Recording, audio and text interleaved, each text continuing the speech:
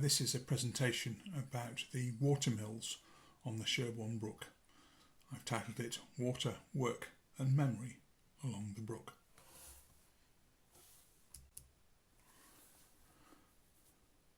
Here is the location of the four mills. You can see that they are all upstream of Waterloo Bridge. The first just over the on this side of the parish border with Farmington, number 1. Secondly is a spot halfway between there and Haycroft Farm. The third one is Duckleston Mill, which still exists as a mill building. And then the fourth one is a fulling mill, which I'll explain, which sits perhaps on an island shown as number 4.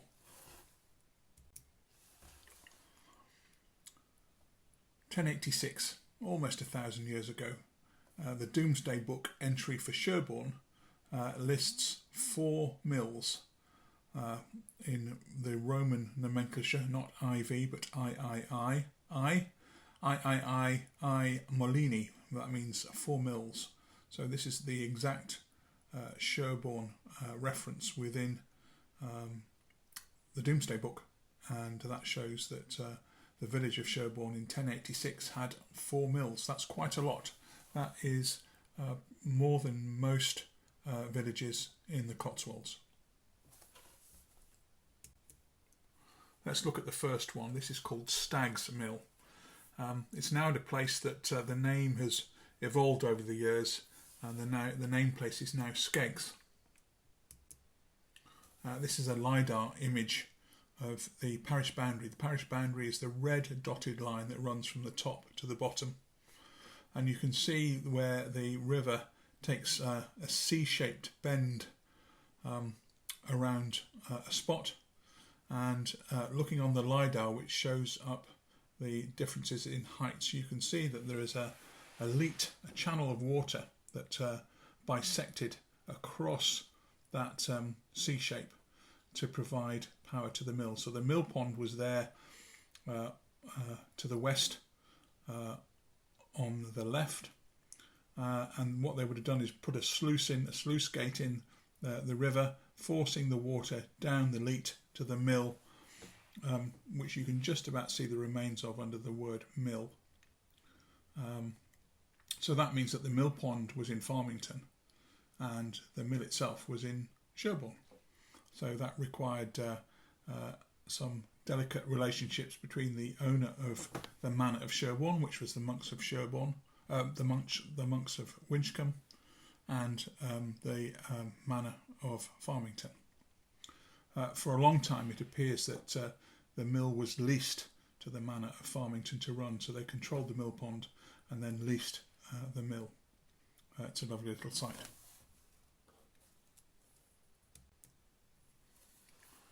We have some archival records here. William of Eaton, who was the lord of the manor at Farmington, came to an agreement with Winchcombe Abbey, who was the lord of the manor at Sherborne effectively, to raise the height of the mill pond. And it was called Stag's Mill, and today the area around is called Skeggs. So Stag's has evolved over the years, not unusually, from Stags to Skeggs. And that mill therefore existed in the 1100s and probably before. It's a particularly fascinating place. And if you don't believe me about the naming, Farmington used to be called Thomerton. So again, the words evolve over the years. It's important to show that there was a little bit of politics involved in coming to an agreement with the mill pond in one parish and the mill in another. They came to a practical solution. The next mill is about halfway between the parish boundary and Haycroft, and came across this by careful analysis of the LiDAR image. The LiDAR image here on the right, you can see where a previous channel went round to the north of that sort of island lump with another channel heading south. That's perfect for a mill. So a dam would have been put across one side and a sluice gate, and then when necessary the water is diverted through the mill race, and the mill race was probably the northern side of this particular spot.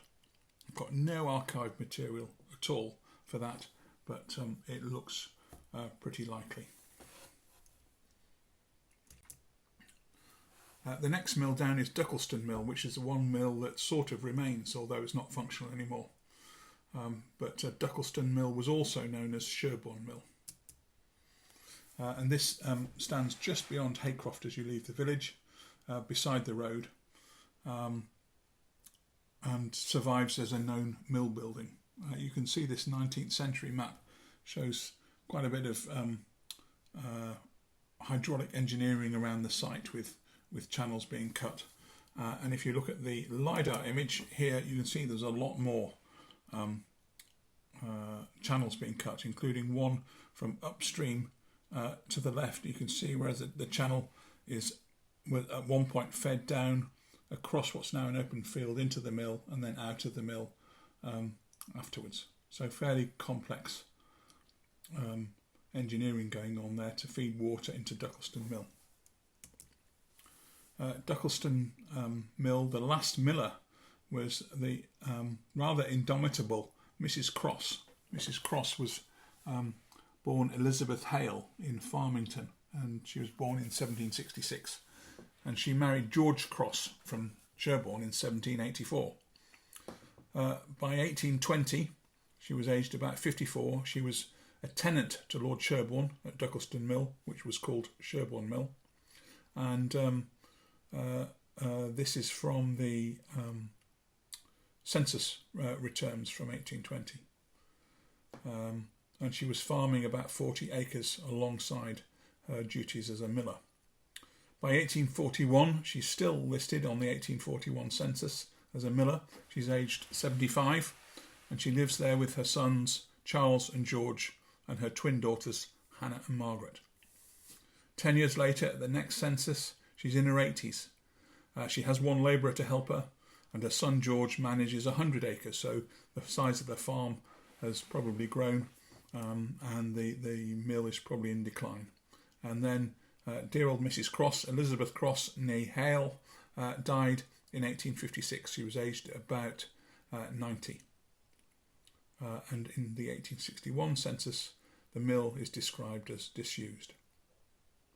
And here we have a marriage certificate from 1784 from the village archives, showing her marriage to George Cross. Some of you will know that the barn on the other side of the road from Duckleston Mill is called Cross's Barn. No guesses as to why that's the case. The next mill is a particularly interesting mill, and this is a fulling mill, which I'll explain. And the archive records suggest this was here in about 1200, so 800 years ago. In the archives, the document refers to a fulling mill already extant, and that's between the date 1194 and 1221. We're not quite sure exactly within that. And there is a fulling mill described as being between Westcroft and Green Hill. Now those two names survive in the present landscape. Westcroft is the field just beyond number 1 Sherborne. That's still called Westcroft to this day. And on the other side of the brook, it is now called Green Ground rather than Green Hill. But it's pretty clear that those are the same places mentioned in this 800-year-old document. Now, I suspect that the mill site was around the island, another island mill site, which makes sense. But what was a fulling mill? A fulling mill was a particularly new invention in 1200 when the Crusaders brought back the technology from the Middle East. And this involved making woolen cloth, and of course Sherborne was full of sheep from which to make woolen cloth. The cloth was woven, and then it was submerged in a mix of water, urine and fuller's earth and beaten. So the mill turned hammers that bashed the cloth in that mixture of fuller's earth clay, which is a very fine clay, water and urine, and you can guess where the urine came from. and that causes the cloth to shrink and tightens it up, makes it into felt. So fulling makes woolen cloth into felt. Now we're very fortunate here in Sherborne because we have a source of fuller's earth, and that lies behind Waterloo, just over the bridge, over Waterloo Bridge. There's an area there that was later used as clay for making tiles, but it was also very useful because the clay was fuller's earth. When we look at the LiDAR image of that island in the brook, where the little yellow mark goes, we can see some interesting herringbone shapes in the landscape. Now they're too close together to be plough marks. You can see typical plough marks in the field to the north there, but those strange ridges are at 6 foot spacings, and guess what? Typically after fulling, the cloth was hung on hooks, on tenter hooks. So these are tenter ridges, perhaps, where the wet cloth, probably a bit smelly, having been dunked and bashed in urine, was hung to dry and to shrink. It was hung on tenter hooks. I think there's a pretty good case for that island being the site for the mill and the tenter hooks. Maybe the mill was at the top end. Now, occasionally in one or two of the archives, there's a sort of an oblique reference to a fifth mill, and we're not quite sure where it was. Perhaps in the around the sort of 12 or 1300 point. There's a mill referred to in archive documents as Berry Mill, but I think that was probably the Skeggs Mill.